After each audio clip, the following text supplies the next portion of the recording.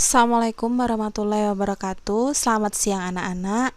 Bagaimana kabar kalian hari ini? Semoga semua sehat dan tidak kurang sesuatu apapun. Amin. Oke, saya Ibu Ika Linawati yang akan mengisi materi tentang pendidikan karakter yang ada di dunia pendidikan tentunya. Yuk langsung aja kita simak PowerPoint berikut. Dengan berlatar belakang sekolah kita, SMP Prasetya Wiyata, kita bahas, kita kupas tuntas pendidikan karakter.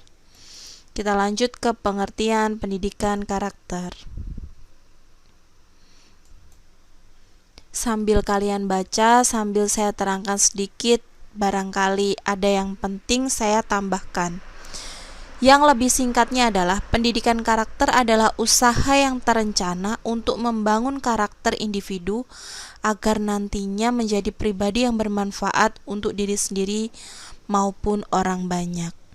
Nah, di PowerPoint kali ini pendidikan karakter pengertiannya disampaikan oleh 4 para ahli. Dan marilah kita bahas pengertian pendidikan karakter menurut 4 para ahli itu.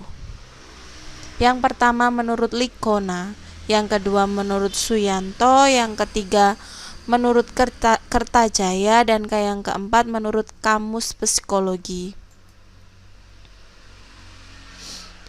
Pendidikan karakter menurut Likona silahkan bisa kalian baca sendiri, yang penting silahkan dicatat.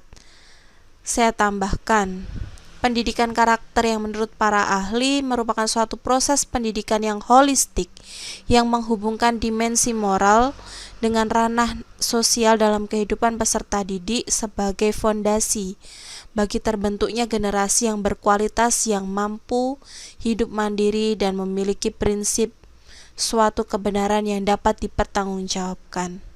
Pada intinya, pendidikan karakter adalah membentuk karakter siswa agar bisa lebih mandiri, menentukan mana yang baik, mana yang buruk.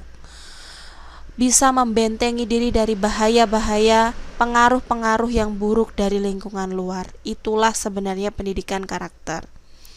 Kemudian yang selanjutnya menurut Suyanto mendefinisikan bahwa cara berpikir dan berperilaku menjadi ciri khas tiap individu untuk hidup dan bekerja sama baik di lingkungan keluarga, masyarakat, bangsa maupun negara.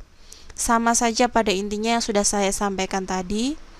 Kemudian menurut Kertajaya, karakter adalah ciri khas yang dimiliki oleh suatu benda atau individu.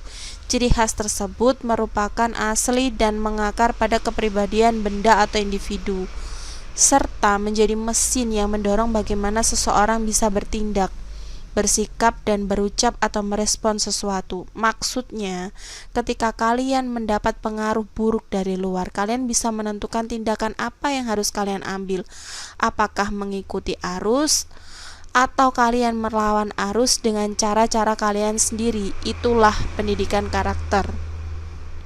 Kemudian yang selanjutnya menurut Kamus Psikologi, Psikologi, karakter adalah kepribadian ditinjau dari titik tolak etis atau moral, misalnya kejujuran seseorang, dan biasanya berkaitan dengan sifat-sifat yang relatif tepat. Selanjutnya, ada 18 butir nilai pendidikan karakter yang harus kalian terapkan. Bisa kalian baca sendiri. Yang pertama religius, jujur, toleransi, dan seterusnya. Bisa kalian baca sendiri. Kemudian yang selanjutnya, yang perlu kalian tahu, pendidikan karakter merupakan metode khusus yang tepat agar tujuan pendidikan dapat tercapai. Silahkan bisa kalian baca sendiri, sambil nanti saya beri contohnya. Saya tambahkan sedikit, karakter adalah serangkaian bentuk pembawaan hati, jiwa, budi pekerti, sifat, perbuatan, serta watak. Dalam hal ini, berkarakter bermakna memiliki sejumlah kepribadian, sifat bawaan, watak, serta melakukan pola perilaku dalam bentuk tindakan sosial yang dijalankan. Kemudian, jenis-jenis perilaku, unsur, dan contohnya. Sama yang terdapat pada pasal UU Sikdiknas tahun 2013. Di situ sudah tertulis jelas bahwa di antara tujuan pendidikan nasional adalah mengembangkan potensi peserta didik untuk memiliki kecerdasan, kepribadian, dan akhlak mulia. Pendidikan yang bertujuan melahirkan insan yang cerdas, berkarakter yang kuat juga pernah dikatakan oleh Martin Luther King. Silahkan dibaca sendiri. Selanjutnya, memahami pendidikan karakter. Pendidikan karakter adalah pendidikan budi pekerti plus, yaitu yang melibatkan aspek pengetahuan, perasaan, dan tindakan. Menurut Thomas Likona, tanpa ketiga aspek ini, maka pendidikan karakter tidak akan efektif. Dengan pendidikan karakter yang diterapkan secara sistematif dan berkelanjutan, seorang anak akan menjadi cerdas emosinya. Kecerdasan emosi ini adalah bekal penting dalam mempersiapkan anak menyongsong masa depan. Karena seseorang akan lebih mudah dan berhasil menghadapi segala macam tantangan hidup, termasuk tantangan untuk berhasil secara akademis. Saya harap kalian bisa sangat memahaminya. Kemudian ada 9 pilar karakter yang berasal dari nilai luhur universal.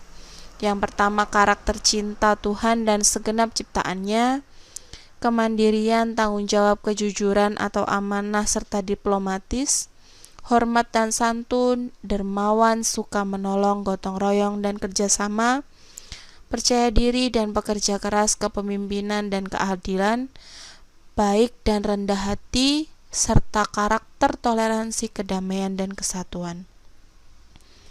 Selanjutnya adalah, dan yang perlu kalian ketahui lagi, ke-9 pilar karakter itu diajarkan secara sistematik dalam model pendidikan holistik menggunakan metode knowing the God, feeling the God, atau acting the God.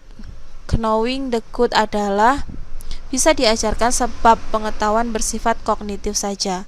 Selanjutnya bisa kalian baca sendiri atau boleh kalian catat jika menurut kalian itu perlu.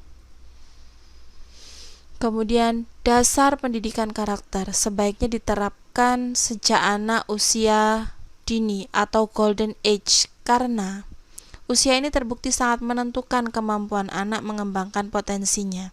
Hasil penelitian menunjukkan 50% variabilitas kecerdasan orang dewasa sudah terjadi ketika anak berusia 4 tahun. Peningkatan 30% berikutnya terjadi 8 tahun, 20% sisanya pada pertengahan atau akhir dasawarsa kedua. Dari sini sudah sepatutnya pendidikan karakter dimulai dari dalam keluarga yang merupakan lingkungan pertama bagi pertumbuhan karakter anak. Selanjutnya, apa sih dampak pendidikan karakter? Dampak pendidikan karakter terhadap keberhasilan akademik. Beberapa penelitian bermunculan untuk menjawab pertanyaan tersebut. Pada intinya, pendidikan karakter ini membawa dampak yang positif bagi pendidikan akademi karena menumbuhkan rasa percaya diri, kemampuan bekerja sama, kemampuan bergaul, kemampuan berkonsentrasi, kemampuan rasa empati, dan kemampuan berkomunikasi. Ada beberapa negara yang telah menerapkan pendidikan karakter, yaitu negara mana saja? Amerika Serikat, Jepang, Cina, dan Korea. Mereka mengemukakan bahwa pendidikan karakter membawa dampak positif bagi pencapaian akademis. Sekian penjelasan dari saya. Kurang lebihnya saya mohon maaf. Terima kasih atas perhatiannya. Stay safe, stay healthy, and stay at home. Terima kasih.